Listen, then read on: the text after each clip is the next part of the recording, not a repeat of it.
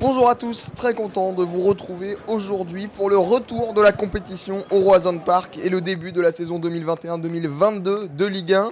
Pour débuter, le Stade Rennais de Genesio affronte les Lensois, 7ème la saison passée. Les Rouges et Noirs retrouvent un Roazhon Park bien garni avec 18 000 spectateurs, mais il ne faut pas oublier les 1000 Lensois venus faire du bruit à la maison. C'est parti pour le résumé de Rennes-Lens, un match important pour bien lancer la saison.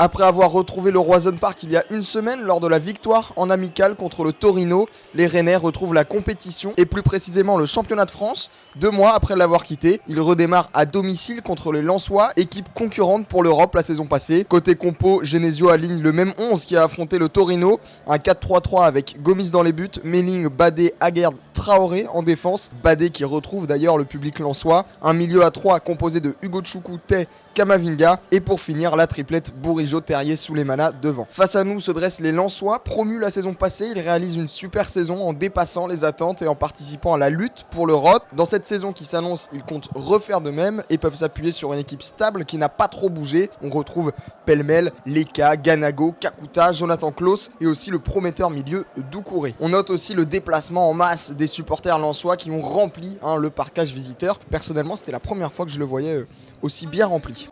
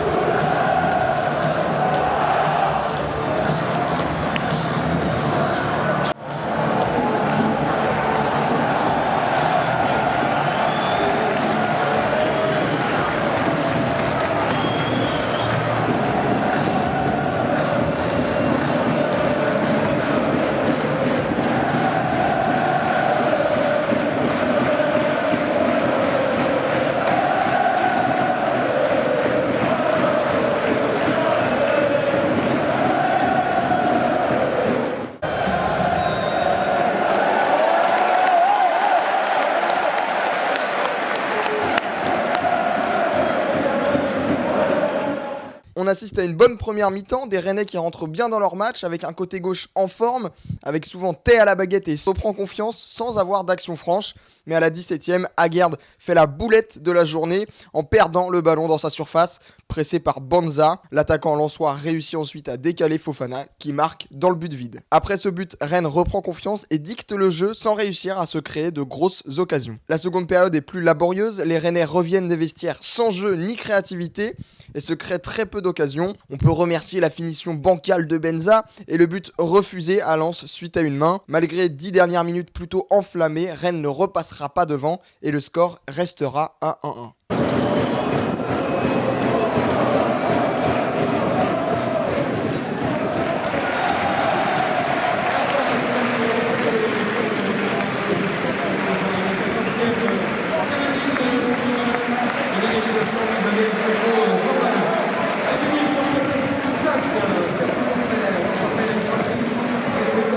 redémarre donc le championnat par une égalité. Malgré une première mi-temps intéressante, les Rennais retombent dans leur travers stérile en deuxième. Mon avis est plutôt court parce qu'on va plutôt écouter ce que j'ai récolté en sortie de stade. On est donc à la sortie de ce Rennes-Lens avec Anthony, supporter rennais.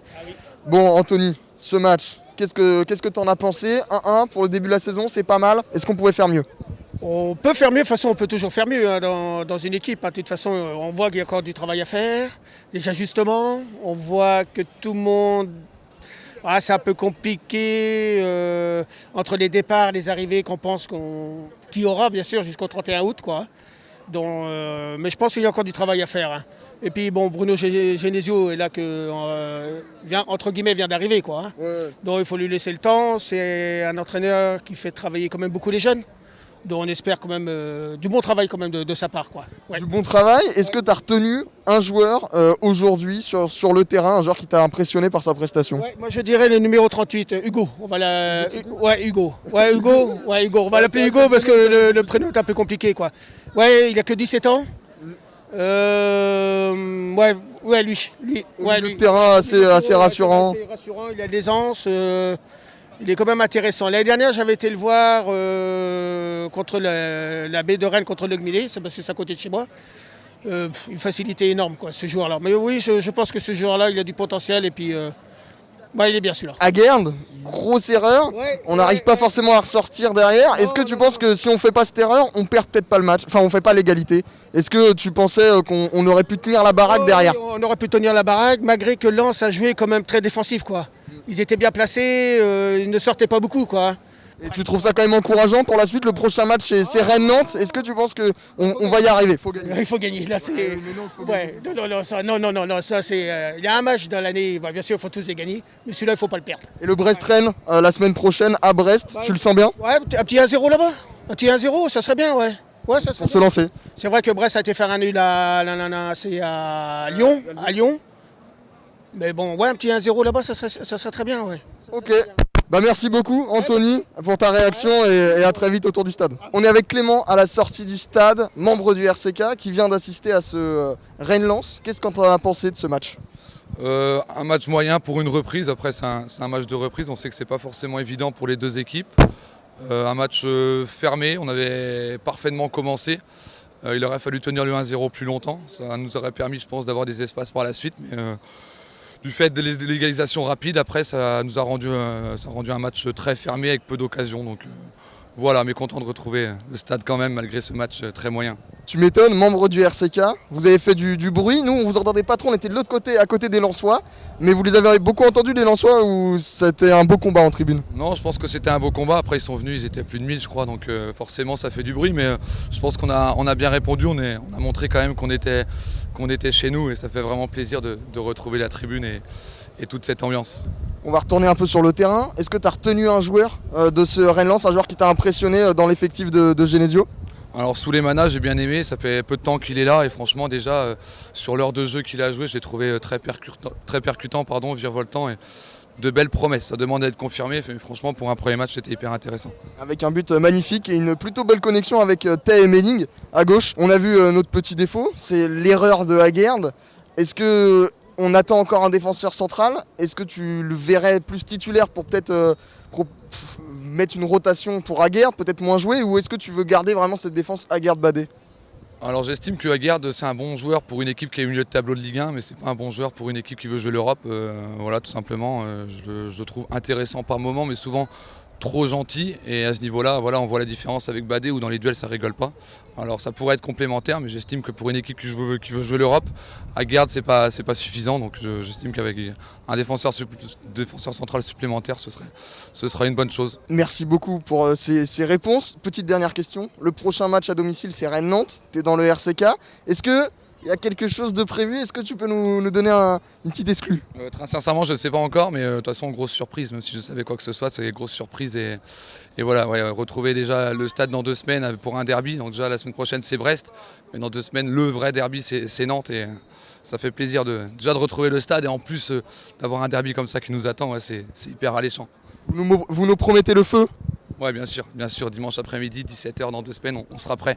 Ok, merci beaucoup pour ton avis et à très vite. Merci à tous d'avoir suivi la vidéo. On se retrouve dès le week-end prochain pour une vidéo surprise et dans 2 semaines pour le derby Rennes-Nantes. Je serai évidemment au stade pour assister à ce match des plus importants. Allez, bonne journée à tous et à très vite sur la chaîne YouTube Un abonné rennais.